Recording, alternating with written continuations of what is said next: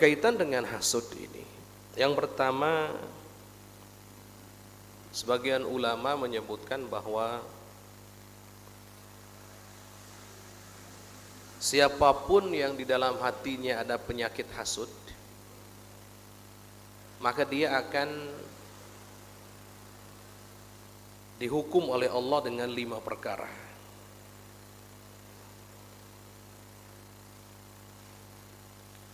Ini 5 perkara selain daripada apa yang sudah kita ketahui di pertemuan lalu.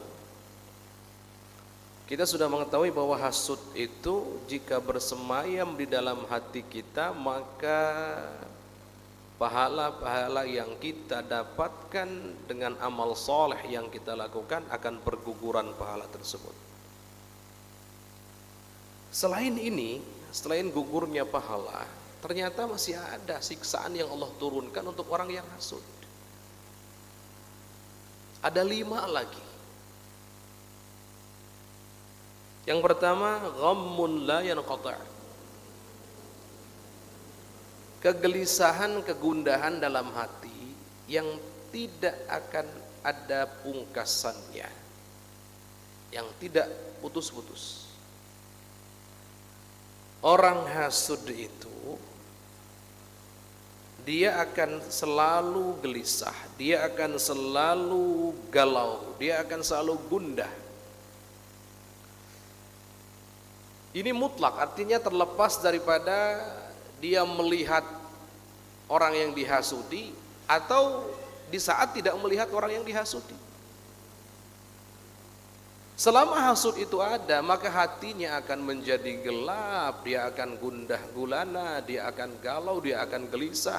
Kayaknya nggak ada ketenangan batin itu. Apalagi kok kalau berkumpul dengan orang yang dihasudi, tambah lagi itu. Seperti yang kami contohkan pada pertemuan yang lalu, ada orang punya tetangga, tetangganya Allah berikan kenikmatan berupa rumah baru atau mobil baru. Kemudian dia merasa tidak senang, hatinya kok nggak nyaman, berat sekali bagi dia, hasud tuh. Bayangkan orang seperti ini duduk bersama tetangganya tadi itu, kan rasanya Masya Allah.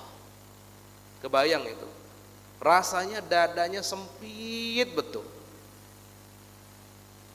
Rasa udah hilang semua kebahagiaan itu. Mau makan pakai apapun sudah nggak ada, nggak enak-enak, nggak ada rasa enak-enaknya seperti itu.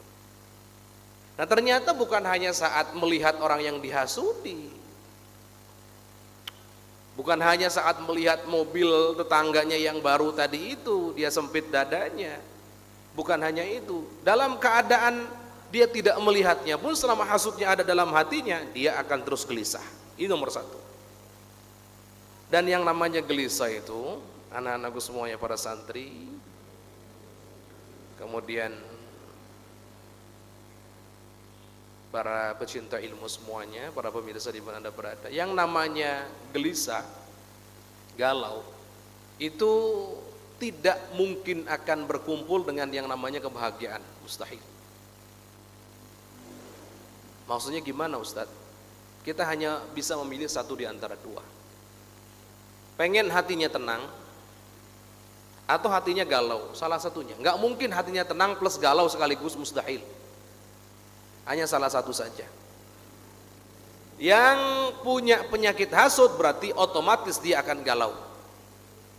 Berarti secara otomatis dia tidak akan bahagia, dia tidak akan tenang, dia tidak akan merasakan kenyamanan hidupnya, bahagia, penuh dengan ketenteraman. Mustahil, mustahil. Itu mustahil. Artinya kalau begitu berarti hasud ini musuhnya kebahagiaan, musuhnya ketenangan, musuhnya ketenteraman hati. Ini namanya hasud ini. Saking mengerikannya namanya hasud itu begitu. Ya Masya Allah. Sudah begitu, orang yang hasud, ya musuhnya Allah. Loh kok musuhnya Allah? Dia memusuhi Allah kok. Allah memutuskan A, dia tidak terima, protes dengan ketentuan Allah tersebut, kan dia musuh Allah kalau begitu. Na'udzubillah, tsumma na'udzubillah min dzalik. Ini mengerikan sekali yang namanya hasud. Baik. Berikutnya yang kedua, Wa musibatun la yu'jaru 'alaiha. Dia akan dapat musibah tapi nggak ada pahalanya. Ingat, seorang mukmin, orang yang beriman itu saat dia tertimpa musibah, maka dia akan diangkat derajatnya, diampuni dosanya oleh Allah Subhanahu wa taala. Artinya ada pahala loh. Kalau musibah kok menimpanya sebagai seorang mukmin, ada pahalanya, ada imbalannya, ada ganjarannya. Tapi di saat musibah datang karena hasud dalam hatinya, sudah kena musibah, nggak ada pahalanya. Nauzubillah. Lagi-lagi ini hasud ini mengerikannya luar biasa. Kemudian yang ketiga, wa madzammatun la yuhmadu biha, tercela, dan tercelanya sudah nggak bisa dipuji. Artinya dia menghinakan diri sendiri sehingga patut untuk dicela. Orang hasud itu rendah, orang hasud itu hina, orang hasud itu tercela. Tidak patut, tidak pantas untuk mendapatkan pujian sama sekali. Kalau ada hasud di dalam hati kita, maka sama dengan kita sudah menghinakan diri sendiri. Baik itu di hadapan manusia, apalagi di hadapan Allah. Coba saja kalau ada di antara hamba-hamba Allah ini kok yang kena hasud, kemudian dia menampakkan kehasudannya, orang gak bakal suka kok. Oh, ini karena hasud ini, dia ngomong yang jelek begini tentang si fulan, ini karena hatinya yang berpenyakit, itu hasud. Lihat, orang lain saja menilainya sudah gak baik, apalagi Gusti Allah Subhanahu wa ta'ala. Wa yaghdhabu alaihi rabbu. Kemudian yang keempat, Allah marah terhadap dia. Yang gimana nggak marah? Orang hasud itu protes terus kok sama Allah. Kalau Bapak Ibu bertanya, Ustaz coba lebih jelaskan lagi, dia kok bisa orang hasud disebut protes begini? Allah berkehendak memutuskan tetangga fulan mendapatkan mobil. Allah yang mau kasih tuh mobil baru, rumah baru. Ini keputusan Allah, sudah keputusan Allah, sudah pilihan Allah, sudah ketentuan Allah. Tiba-tiba dia si fulan ini protes, nggak terima. Enggak, saya nggak terima. Pokoknya ya Allah, kenapa engkau memutuskan begitu ya Allah? Kan ini kurang ajar sama Allah. Wajar kalau Allah marah. Kalau Bapak Ibu mengatakan, anak-anakku semua mengatakan, tapi Ustadz, kan kita nggak mengatakan begitu, lisannya nggak mengatakan begitu, tapi hatinya begitu. Kan orang hasud tuh protes sama ketentuan Allah. Suka-suka Allah dong, mau ngasih tetangga kita mobil, rumah, apapun itu, suka-suka Allah.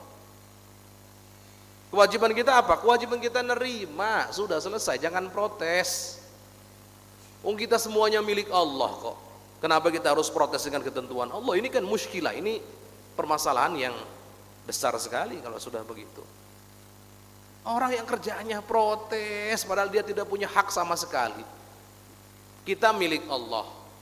Mobil, motor, rumah semuanya milik Allah. Allah mau kasih ke siapapun ya terserah Allah. Berarti itu haknya Allah, itu haknya Allah. Tapi kenapa masih ada yang protes?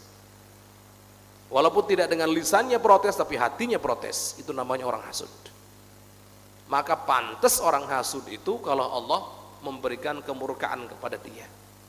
Di yang keempat, Allah marah sama orang hasud itu. Makanya hati-hati kalau sudah ada nggak senang dengan kenikmatan yang didapatkan oleh saudara kita, langsung buang dalam hati, jangan dituruti, jangan dituruti. Apapun kenikmatannya, mau baik itu yang kaitannya dengan akhirat seperti ilmu, rajin ibadah dan seterusnya, atau dengan dunia, mobil, motor, rumah, harta benda yang lainnya dan seterusnya, jangan pernah biarkan hati kita untuk tidak senang dengan kenikmatan yang didapat oleh saudara kita, apapun itu. Kalau sudah dibiarkan, artinya meridhoi, namanya hasud. Sudah hasud, gugur pahalanya, kena murkanya Allah.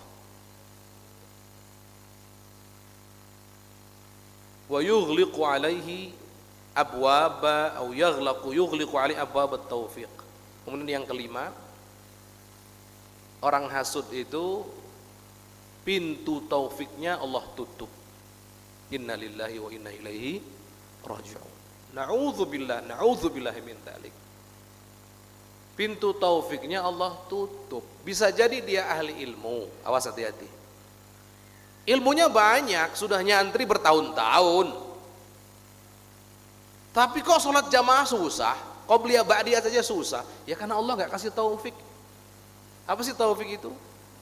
Taufik itu adalah kemampuan yang Allah berikan kepada seorang hamba untuk mengamalkan perintahnya. Kan kita butuh dua untuk mengamalkan perintah Allah, menjauhi larangan Allah. Yang pertama ilmu, kita tahu mana yang Allah perintah, mana yang Allah larang. Tahu tuh. Ilmu saja nggak cukup, tapi yang kedua ada taufik, kemampuan untuk mengamalkannya. Bisa jadi bertahun-tahun nyantrinya, bertahun-tahun ngajinya, tapi kok nggak nempel-nempel. Sholat subuh berjamaah susahnya bukan main, sholat zuhur berjamaah juga susahnya bukan main, qobliyah ba'diyah sering kelewatan seterusnya. Padahal ilmunya dia tahu, bahkan ngajinya sudah berkali-kali tentang fadilah keutamaan sholat jamaah, qobliyah ba'diyah dan seterusnya. Tapi kok nggak pernah terlaksana? Kenapa? Jangan-jangan pintu taufiknya tertutup tuh. Oh iya Ustaz, kalau tertutup jangan-jangan sebabnya karena ada hasud dalam hati. Na'udzubillahi min dzalik. Penyakit hati secara umum, bahkan bukan hanya hasud sebetulnya. Itu bisa nutup pintu taufik loh ya, hati-hati.